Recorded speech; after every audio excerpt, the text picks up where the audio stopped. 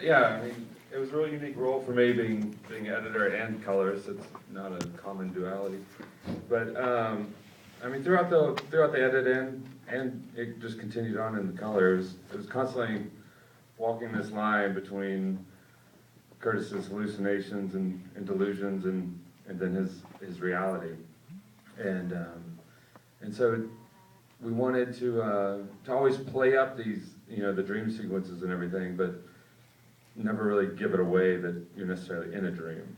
And so as we were putting the project together, that became most evident, during the DI and the color correction phase, because we certainly could enhance things emotionally with different hues and tones, but wanted to keep it subtle. Very cool. We got some questions in the audience? Yeah, right here. There was, the music again was very sparse. I'm curious both from an editorial standpoint and a musical standpoint, like, how did that come in? Like, did you know, like, how little music there was going to be in a lot of it when you were cutting together? Or did he actually give, like, soundtracks like that? And then, how did the process for writing the music go? Yeah, I'll start with that. We did. I mean, David was part of the entire process. So right from the very beginning, we had a relatively small but a library of music that he had done specifically for this, and then the other scores that he had done on other projects, and we went ahead and used those and put them in. And so, right, you want to talk about the process of scoring it? Sure, yeah. Jeff and I, he gave me the script, I guess like maybe a year before we even started shooting, so we were talking about the kind of music he thought we want way before, so that's always helpful to kind of really get a good idea. And playing music for each other and listening to, a lot of very sparse, like, kind of like more modern, like kind of minimal stuff, and sort of, just throwing stuff back and forth to the point where we started and we knew it was going to be sort of like there's that kind of tinkling, delayed xylophone sample that's going on. He always talked about wanting this one kind of motif that really could kind of carry a lot just on its own. So there's a lot of just looking for that instrument and finding that melody and that theme that could kind of carry it with him.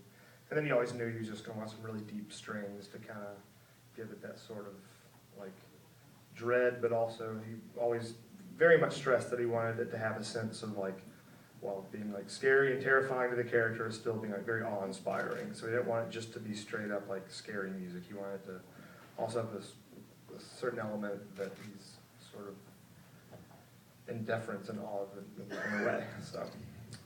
So I think all that led us to just knowing a little less is more, a couple of elements that could really carry that whole deal.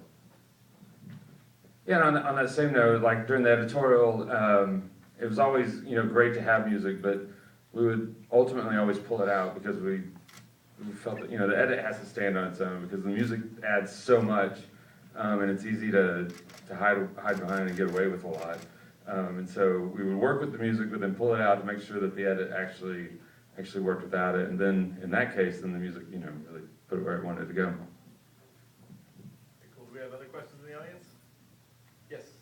What is how do you interpret the final scene? Funny you ask. I've seen it a few times, and tonight or this afternoon, it had the most emotional impact on me, and I was a little shocked that it kind of pushed my buttons. But how do I interpret it? Does it matter? I mean, this whole film is about anxiety, and it was written from a place. I'm not going to speak for Jeff, but he's talked to me a lot about where he was and just the sense of anxiety in the air that he was feeling, and that was several years ago. And we kind of thought that by the time this movie came out, that hopefully that anxiety in the air would have shifted and maybe gone away. Unfortunately, it's still there, and maybe more than ever. So it's interesting to me that while this movie was first premiered in festivals last January, it still seems very timely. And as far as the ending, I don't know. I mean, that's one of the things I really like about this movie is it's really open to interpretation. Are they going to run? Are they going to sit there? Are they going to make it? Are they going to die? Is it real? I don't know. He does, he's just not gonna tell you. We have other questions in the audience? Yes. Yeah, what's the dynamic between you and Lyman when you're editing the visual and then talking to him about bringing in sound effects and music and how that's gonna play with the edit? Like when you guys start that process and how you work in the process? You bet. So Lyman Hardy is the sound designer on this, and let him. Well, wow. It goes back and forth. It's, Jeff we had a spotting session and laid out where the sounds were going, and then it just goes back and forth, and we'll take it back from my room, the audio room, to the edit room, and look at it and look at things and see how things are playing and what works and what doesn't. And it's just it's like ping pong. Yeah, Lyman and I have a unique relationship because we're business partners, and so we office together, obviously. And in the very beginning, it was like, do you have a car door sound? Do you have a bird crashing into the ground sound? And, just like little things, very informal, but just starting to put the pieces together. But it's a unique opportunity for a sound designer because from the very beginning, he starts. He's very involved in the story and involved in the direction that we're taking. Yeah, it gave me a lot of time to kind of think about what things sounded like and how the sound fit the emotional pull of the story. Very cool. Do we have other questions out in the audience? Yes. There were some really seriously amazing performances from the leads, and as an editor, you hold takes for quite a while on these actors, and it's really affecting. How hard was that picking out those scenes, and were you ever tempted, I can't hold it that long, or did you feel like going back to the well? The first cut of this movie was almost 3 hours. And so we held on those scenes a lot longer. And there were a lot more scenes too, but you're right, the performances in this movie were amazing. And I had to kind of keep pinching myself. Like, when I would get down or get tired, I'd be like, wow, this is Mike Shannon.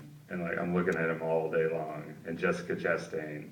And every take they gave was great. And so in that sense, it was very difficult because both those actors would, every take they would put a new spin on it. And unfortunately, every spin was good, and most of them were appropriate. And so it really was like, okay, well, now that, everything's kind of good, so we got to really figure out timing or continuity and that kind of thing. But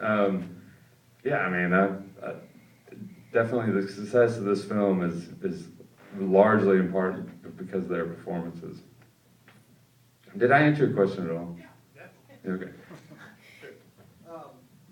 So for me, anyway, I thought the film was amazing, and the last scene in particular was what pushed it over the edge for me into being a masterpiece. Was there ever a conversation about whether or not to have that last scene, or was it always, no matter what, that was going to be the end? Absolutely. That last scene was so tricky, and we re-edited it several times, and went back to the visual effects house and had them redo things, and honestly, we did not know until this film premiered at Sundance, and until that first screening, we honestly did not know if the final scene was going to work or not. And it's one of those situations where you get so close to a project, and you knew it was a gamble because in many ways it goes in a different direction. The score turns into this epic score, and the pacing and what we are hoping to get from the audience, we're pushing the limit, I feel. And but then in a full auditorium, the first time we showed it, and just the initial reaction, which is usually silence, but it's that thoughtful reaction. And one of the very first questions, I believe, was about the ending. So honestly, it wasn't until that point that Jeff and I felt like, that we nailed it on that. Very cool. We're actually running out of time, so we're gonna have to wrap it up there. But big round of applause for these three guys that did the film Take